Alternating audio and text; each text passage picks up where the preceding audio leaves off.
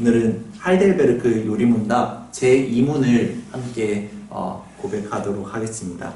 제가 질문을 하면 다 같이 답을 읽어주시면 되겠습니다. 이러한 위로 가운데 복된 인생으로 살고 죽기 위해서 당신은 무엇을 알아야 합니까? 다음 세 부분을 알아야 합니다. 첫째, 나의 죄와 비참함이 얼마나 큰가.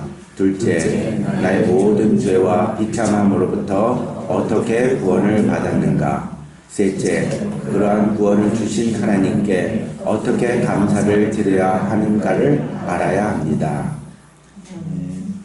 네. 하이델베르크 요리문답을 이렇게 한 문 한 문 같이 나아가면서 말씀과 함께 나눠보도록 하겠습니다. 네. 인간은 언제나 자신의 능력을 주장하고 결과 자신의 의를 내세웁니다. 죄란 게 무엇일까요? 죄란 것은 피조물이 창조주 하나님의 영광을 드러내지 않는 것을 죄라고 합니다. 그렇다면 선이란 무엇일까요? 피조물이 창조주 하나님의 영광을 드러내는 것을 선이라고 합니다. 여러분 게임 좋아하시나요? 네, 저는 어렸을 때 스타크래프트라는 게임을 하면서 자랐는데 아마 여기 계신 분들은 그 게임을 알 수도 있고 모를 수도 있고 아마 장기나 바둑 이런 게임들도 많죠. 요즘에도 많은 사람들이 그런 게임을 하는데 어떤 게임이든 규칙이 있습니다. 그리고 그 규칙에는 제작자가 딱 정해놓은 규칙에는 의도가 있죠. 그래서 뭐 장기 같은 경우에는 왕이 죽으면 그 게임이 끝나죠. 그리고 바둑 같은 경우에는 결국 많은 땅을 차지한 사람이 이깁니다. 이렇듯 모든 게임이나 아니면은 어떠한 것에도 다 규칙이 있어요. 네. 하나님이 땅을 창조하셨을 때도 하나님께서 정해놓으신 규칙이 있습니다. 그 규칙이 뭐냐면은 모든 만물이 하나님의 영광을 드러내도록 하나님께서 창조하셨고 그러한 모습을 하나님께서 보기 좋다, 선하다 이렇게 말씀하십니다. 그래서 하늘의 별과 달, 해와 달, 바다 이런 것들 보면 참 아름답잖아요. 저도 이제 바다를 굉장히 좋아하는데 예전에 부산에 잠깐 살았거든요. 부산에 있는 바다를 많이 놀러 갔는데 참 예쁩니다. 예쁘고 하늘이랑 바다랑 그 수평선을 보면은 참 멋있고 근데 그 가운데 하나님의 말씀에 의하면은 그 가운데 하나님의 영광이 드러나 있다고 말씀을 합니다. 네. 그래서 시편 19편에 보면은 하늘이 하나님의 영광을 선포하고 궁창이 그의 손으로 하신 일을 나타내는도다. 날은 날에게 말하고 밤은 밤에게 지식을 전하니 언어도 없고 말씀도 없으며 들린 소리도 없으나 그의 소리가 온 땅에 통하고 그의 말씀이 세상 끝까지 이르도다. 하나님이 해를 위하여 하늘에 장막을 베푸셨도다. 아멘. 하늘이 하나님의 영광을 선포한다고 합니다. 어떻게 우리가 오늘도 날씨가 좋은데 그 날씨 좋은 하늘이 어떻게 하나님의 영광을 선포하죠? 그런데 하나님은 그 하늘이 하나님의 영광을 선포하고 있다고 말씀합니다. 궁창이 하나님께서 하신 일을 드러내고 있다고 이야기를 하죠.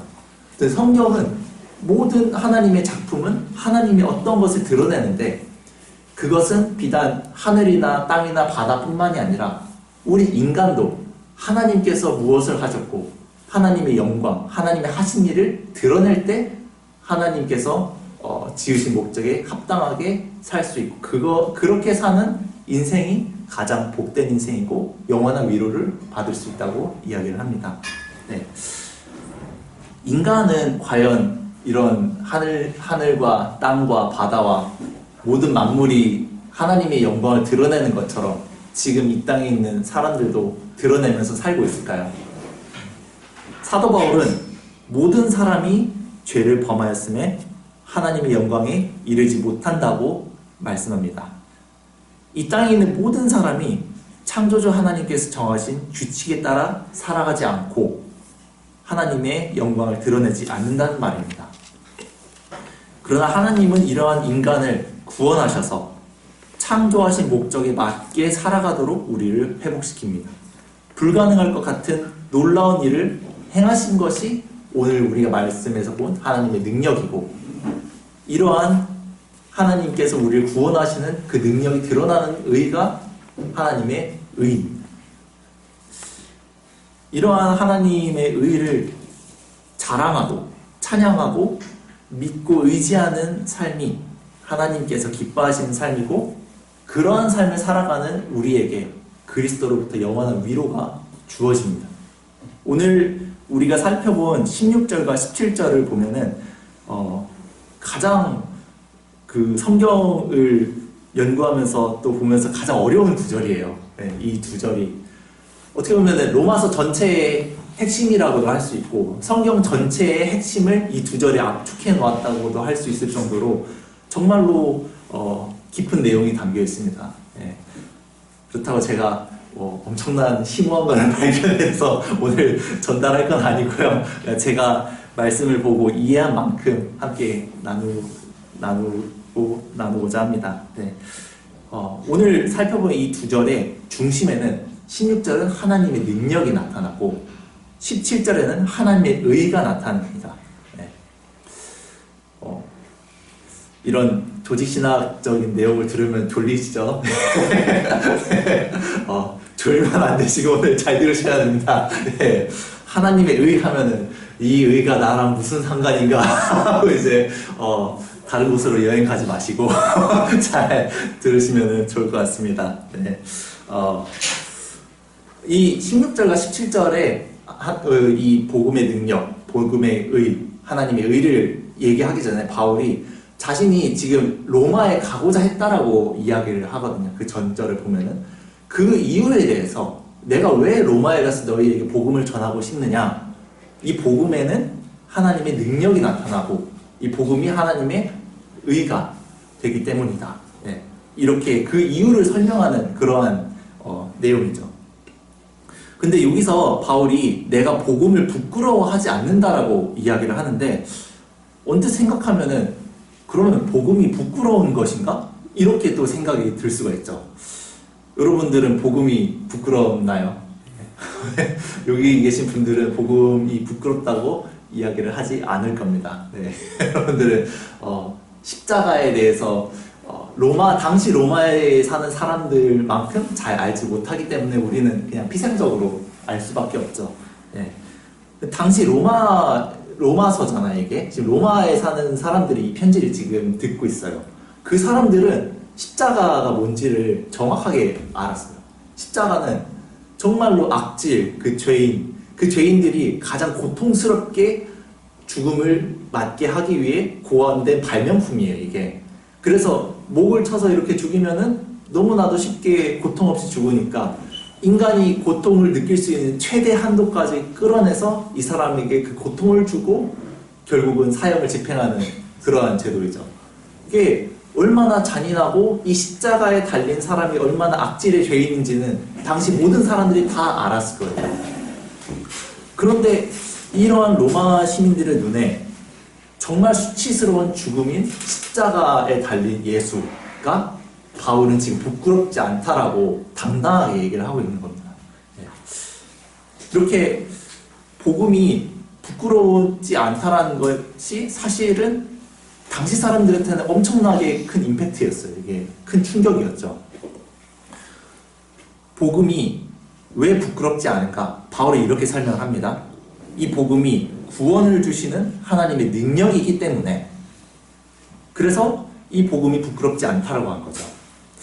사실 유대인도 이 복음의 내용을 들었을 때 비웃었어요. 비웃었고 이방인들도 뭐 그런 게 다 있냐 하면서 우리가 흔히 생각하는 그런 이단의 그런 가르침, 뭔가 이상한 사이비 중 하나로도 여겼을 수가 있겠죠. 네. 고린도전서 1장에 보면은 이렇게 나옵니다.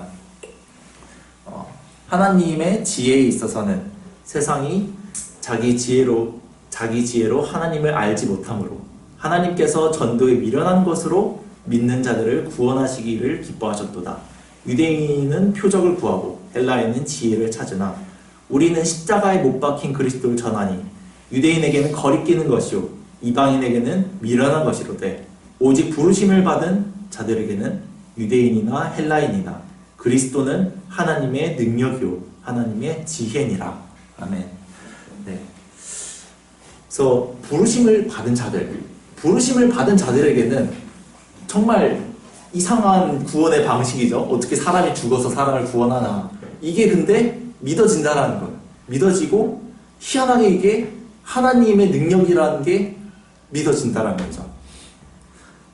이러한 것들을 볼 때 바울은 이 복음의 능력을 분명히 알았고 그걸 확신하기 때문에 지금 이것을 전하고 있는 겁니다.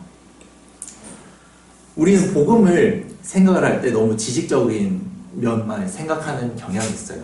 네. 그래서 흔히 다 알죠. 내가 죄인인데 예수님께서 나를 대신해서 죽으셨다. 그래서 나는 구원받고 천국 간다. 얼마나 심플해요. 네. 다 아는 내용이잖아요. 네. 그런데 어떻게 보면은 그거를 믿는 우리가 삶의 우선순위는 하나님의 능력이 아니라 자신의 능력을 자랑하면서 살 때가 굉장히 많다라는 거죠. 사실 복음을 믿는 신자의 삶에는 하나님의 능력이 드러나야 돼요. 하나님의 능력이 드러난다는 것은 무슨 말이냐면은 내 삶에 자신의 능력을 부인하면서 사는 것이 하나님의 능력이 드러난 삶입니다. 그래서 이 지금 로마에 있는 그리스도인들도 그렇고 우리도 그렇고 동일해요. 이 당시에 사람들도 이방인 그리스도인이 있었고 유대인 그리스도인이 있었는데 둘이 자꾸만 싸우는 거예요. 싸우고 유대인 그리스도인들은 자꾸 자기 자신들의 자랑을 하는데 유대인 그리스도인들에게 자랑은 조상들. 우리 그런 이야기 많이 듣잖아요. 내가 신앙의 몇 대의 자손인데 유대인들은 신앙 몇 대의 자손들일까요? 그 당시에 네, 아버지로부터 여호와 하나님을 계속 섬기면서 살아왔는데 그게 얼마나 자신들한테 이 능력이 되어 있습니까? 자기 능력이거든요. 그게 자기 자신의 의고. 그래서 얼마나 우리 조상들 때부터 이러한 하나님이 얼마나 많은 은혜를 부어주셨는데 이러한 것들이 자신의 능력이죠. 또 이방인들은 또한 하나님께서 우리에게 로마 교회에 복을 주셨는데 이 유대인 그리스도인들이 다 쫓겨났단 말이에요. 그리고 나가지고 몇 명 안 남았어요. 몇 명 안 남았는데 그 몇 명 안 남은 그리스도인들을 다시 모아가지고 자신의 집을 오픈했거든요. 우리도 지금 우리 집을 오픈해가지고 교회를 하기가 쉽지가 않잖아요. 근데 그 당시에 이방인 그리스도인들이 아마 집을 오픈해가지고 당시 로마 교회는 가정교회 형태로 여러 교회가 있었을 거라고 추측을 해요. 학자들은. 그러면은 집을 오픈했고 또 이제 유대인 그리스도인들에 대한 박해가 심했거든요. 그 박해를 피해가지고 온 사람들 다 숨겨주다가 잡히면 자신은 불이익을 받는데 그런 것들 다 감수했단 말이에요. 그러면서 내가 교회를 위해서 얼마나 많은 희생을 했고 또 병든 사람이 있으면 와가지고 의사도 보내줬을 거고 하면서 그런 많은 것들을 했는데 이러한 신앙생활, 우리가 흔히 생각한 신앙생활 열심히 한 사람들이 로마 교인들인데 그 사람들이 왜 싸울까요 지금? 왜 갈등이 일어나요? 교회에. 오늘 말씀에 잘 나와 있습니다. 하나님의 능력을 자랑하는 것이 아니라 내가 교회에서 한 많은 것들 그때나 지금이 똑같거든요. 그것들을 자랑하는 거죠. 여기서는 하나님의 능력인데 반대로 얘기하면 자기 능력. 자기 능력이 교회에서 이만큼 발휘가 됐고 자기 공로죠. 이런 것들이 강조가 되니까 점점 하나님의 능력이 설 자리를 잃어버리는 겁니다. 자신의 능력을 앞세우면은 하나님의 능력이 설 자리가 없어져요. 이거는 그때나 지금이나 동일합니다. 신앙생활이란 복음에 드러난 하나님의 능력을 드러내고 자랑하는 삶이에요. 자신의 능력, 아까 얘기했던 정말 현실적으로 우리가 겪을 법한 그런 것들을 사실 부인하는 겁니다. 네. 이게 쉬울까요? 네. 인간은 불가능해요. 그래서 하나님께서 주신 믿음이 필요한 겁니다. 그러한 신자에게는 하나님의 능력을 경험하면서 사는 삶을 살아가게 됩니다.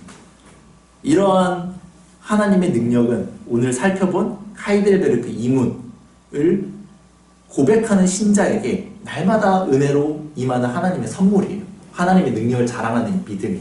네. 그래서 우리 다시 한번 하이델베르크 요리문답, 이 고백이 사실 예수님 믿을 때 한 번 하는 고백이 아니라 우리가 신앙생활을 하는 삶 가운데 매일 매순간 해야 되는 고백입니다.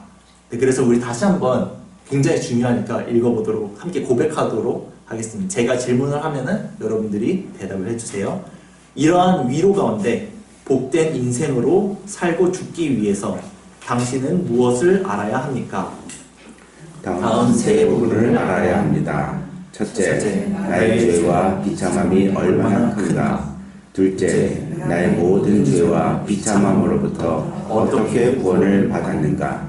셋째, 그러한 구원을 주신 하나님께 어떻게 감사를 드려야 하는가를 알아야 합니다. 이 세 가지 고백을 할 때 우리는 우리 자신의 능력, 우리 자신의 공로, 여러 가지 내가 했던 것들을 내가 한 것이 아닙니다라고 고백을 할 수 있는 힘이 하나님으로부터 옵니다. 이게. 네, 그것이 하나님의 능력을 경험하는 삶이거든요. 그래서 자기의 능력을 자랑하기에 앞서 나의 죄와 비참함이 얼마나 큰가를 생각하면 나도 또한 내가 이만큼 했는데 저 사람은 못했어. 그런데 저 사람과 내가 사실은 동일한 죄인이구나, 이것을 깨달을 수 있다는 거죠. 또한 나의 모든 죄와 비참함에서 내가 어떻게 구원받았는가를 깨닫게 되면은 나에게 있는 모든 것이 사실은 값없이 주어진 은혜라는 사실을 알게 되는 거죠. 그래서 하나님이 얼마나 크신 분인지를 알고 그 하나님께서 나의 죄를 대신해서 죽으셨다, 이거를 생각을 한다면은 사실 하나님이 커질수록 사실 우리 자신은 작아지게 되어 있어요. 그래서 우리 자신이 무언가를 했을지라도 그거는 하나님께서 우리에게 해주신 것에 비하면은 별게 아닌 거죠. 네. 굉장히 사소한 게 됩니다. 네.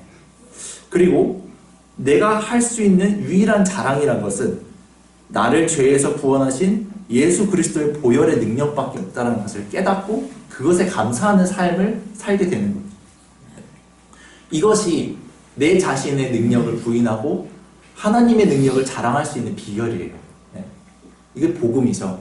복음은 자신을 부인하고 자기 십자가를 지고 하나님이 행하신 일을 바라보는 겁니다. 그러한 신앙을 가지고 살아가는 삶이 신앙생활인 거예요. 이러한 삶을 하나님께서 싫어하실까요? 가장 좋아하십니다.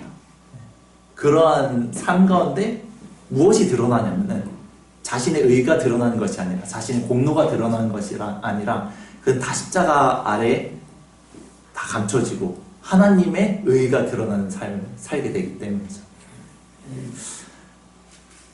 16절을 보시면은 이제 먼저는 유대인에게요 그리고 헬라인에게로다, 이 말씀이 나옵니다.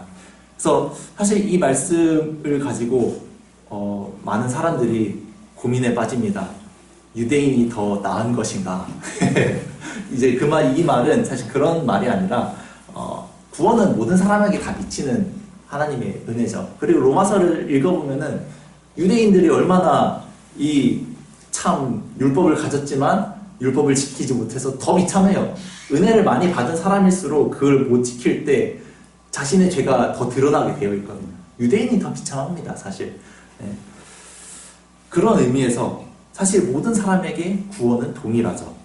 그렇지만 이 하나님께서 예수님을 보내실 때 유대인을 선택을 하셨어요. 그래서 구원이 유대인에서 났다라고 하는 거죠. 그래서 복음의 계시가 이제 완성되어가는 그런 준비 작업, 구약에 있는 역사들, 그리고 그러한 성취의 과정이 유대인들로부터 나왔고, 그리고 그 복음이 유대인에게 먼저 전파가 됐기 때문에 유대인 먼저는 유대인에게요 그리고 헬라인에게로다. 그렇지만 사실 유대인도 죄인이고 이방인도 죄인이다. 그래서 구원은 모든 사람에게 필요하다, 이거를 이제 이야기를 하는 겁니다. 17절에 보면은 복음에는 하나님의 의가 나타나서 라고 나옵니다. 이 의가, 여러분 의를 뭐라고 생각하시나요? 네. 의가 잘못한 사람이 있으면은 그 잘못한 사람을 벌을 줘야지 그 의가 회복이 되는 그런 하나님의 공의, 이거를 얘기하는 걸까요, 지금? 네. 사실 이렇게 얘기를 할 수도 있지만, 성경에서 나오는 어떠한 이제 단어, 하나님의 의, 이런 것들을 우리가 생각을 할 때는 지금 이게 어떠한 문맥 가운데, 어떠한 흐름 가운데서 이 하나님의 의가 나왔나, 이거를 잘 생각을 해야 돼요. 네. 이 공의는 아닙니다. 일단 앞뒤 문맥을 살펴봤을 때, 앞에 16절을 보시면은 바로 복음을 모든 믿는 자에게 구원을 주시는 하나님의 능력이라고 이야기를 합니다. 그런 17절에는 이러한 하나님의 능력, 즉 구원을 주시는 하나님의 능력이서 드러나는 것이 하나님의 의라고 해요. 그러므로 여기서 바울이 말하는 하나님의 의라는 것은 즉 구원을 주시는 하나님의 능력과 관련이 있는 하나님의 의라는 거예요. 네.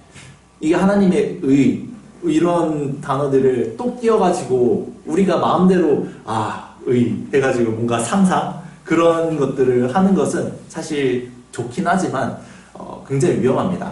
위험하고 우리가 보고 싶은 대로 성경을 볼 수가 있어요. 그래서 항상 성경을 볼 때는 전후 문맥을 살피고 전에 무슨 내용이 나왔고 앞으로 어떤 내용이 나올 건가를 잘 살피면서 하나님의 의가 뭔가 이런 것을 보는 훈련이 좀 필요합니다. 예. 그래서 이 의는 구원을 주시는 하나님의 능력과 관련된 의인데 구약 성경에도 보면은 이 구원과 의가 계속 같이 나와요. 예. 이게 그냥 바울이 그냥 이거를 쓴 게 아니라 하나님의 구원을 이루는 거기에 하나님의 공의가 나타난다. 이러한 표현이 굉장히 많이 나오거든요.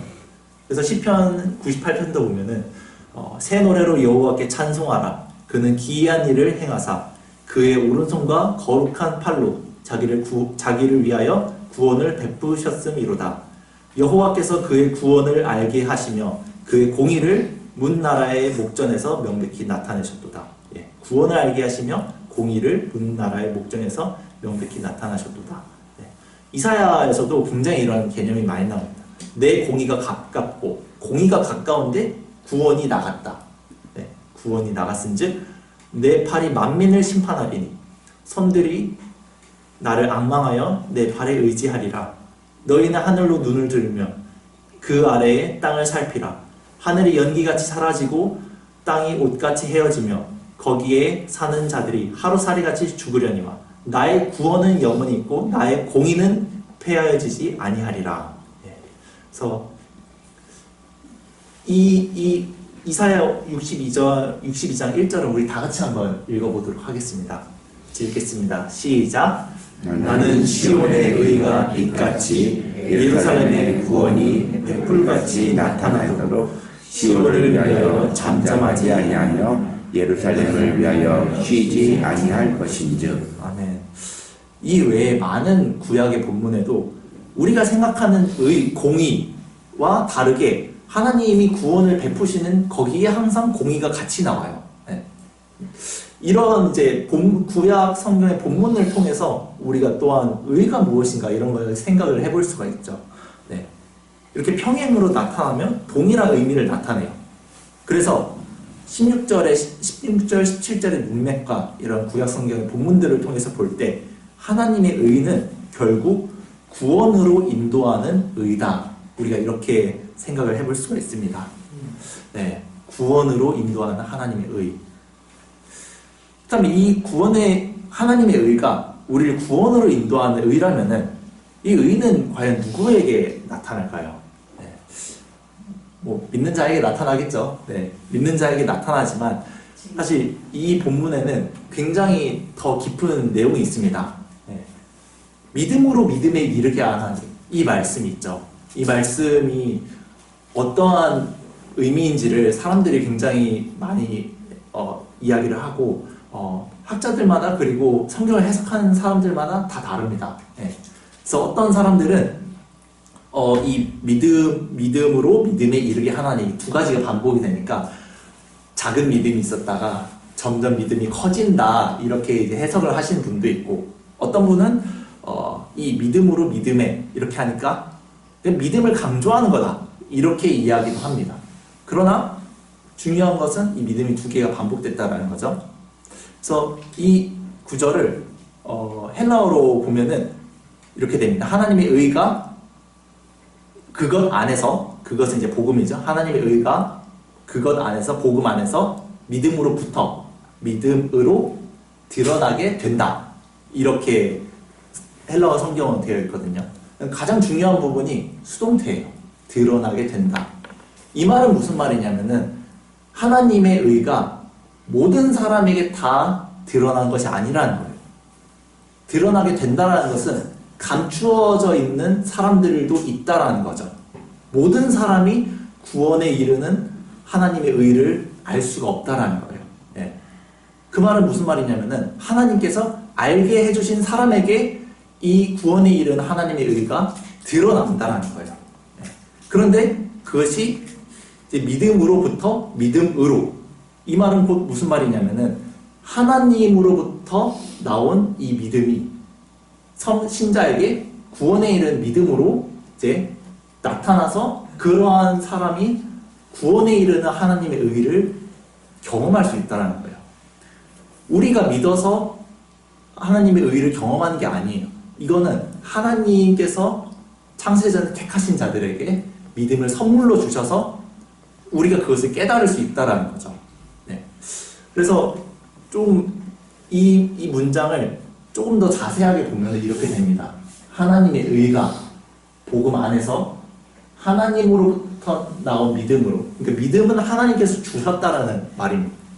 신자가 받는 구원에 이른 믿음으로 드러나게 된다라는 거죠. 예. 이 문장이 굉장히 논란도 많고 저는 2주 동안 아주 머리가 아팠어요. 이 문장으로 굉장히 고민을 많이 했거든요. 예. 직접 목사님에게도 자문도 많이 구하고, 그리고 제가 직접 헬라어로 성경 보면서 이게 무슨 뜻일까 계속 고민하면서 다가 결국은 드러나게 된다, 이 단어가 굉장히 수동태로 되어 있는데 이게 네, 어저께 이걸 발견하고 유레카를 외쳤습니다. 저 혼자 아 수동태구나 하면서 혼자 기뻐했는데 어쨌든 네, 우리가 어떤 주장을 할 때 이렇다, 우리가 믿는 신앙이 이거다 라고 할 때 반드시 하나님 말씀에 근거가 있어야 돼요. 이 근거가 없이는 이거는 그냥 우리 생각이거든요. 어쨌든 네, 이렇게 신자가 받은 이 구원에 이른 믿음이 하나님으로부터 온 믿음이다. 네. 그렇다면은 이게 우리와 무슨 상관이 있는가? 네.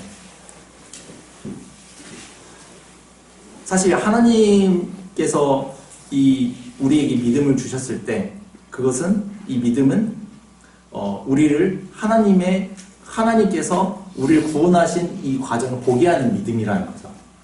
그러면은 우리가 하나님으로부터 받은 믿음으로 우리가 하나님의 의를 바라본다면은 우리의 삶 가운데 무엇이 드러나야 하나? 그것은 우리 자신의 의가 아니라 하나님께서 주신 믿음으로 구원에 이르게 하신 하나님의 의를 바라보라고 우리에게 명령을 하신 겁니다. 네. 그래서 17절의 마지막에 보면은 기록된 바 오직 의는 믿음으로 말미암아 살리라 함과 같으니라.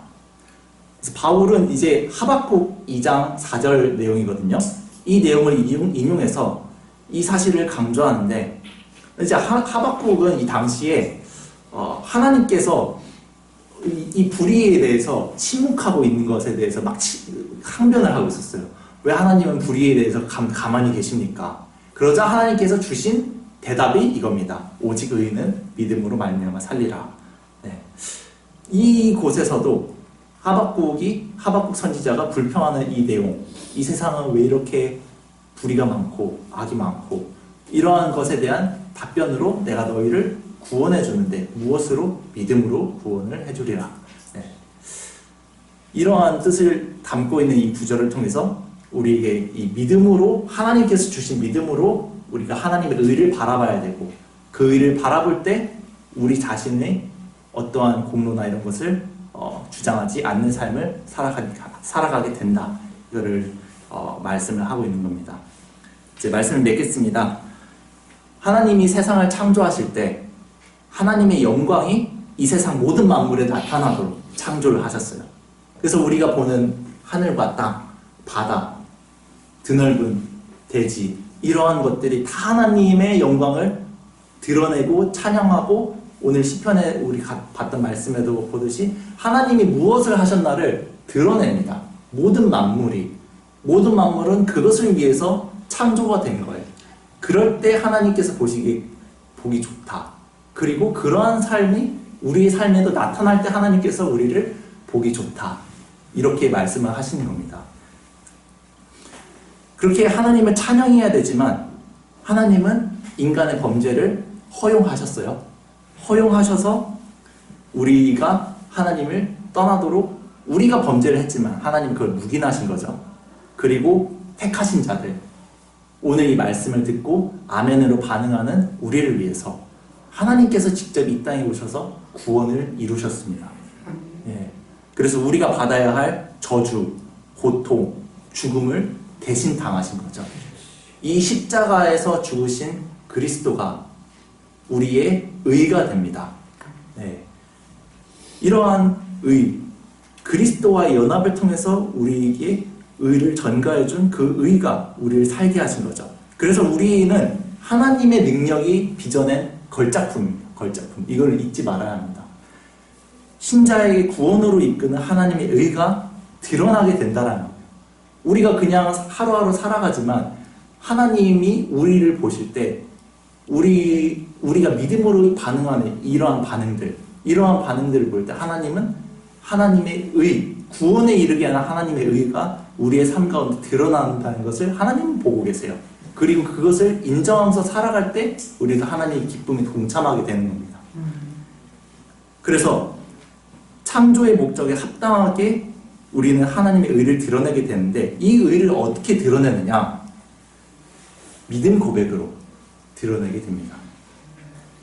우리가 믿음 고백으로 하나님의 능력을 찬양하고, 우리가 믿는 것을 고백하면서 하나님 구원에 이르게 하는 하나님의 의를 드러낼 때 하나님이 영광을 받으시고 우리는 하나님의 그 기쁨에 동참하게 되는 겁니다.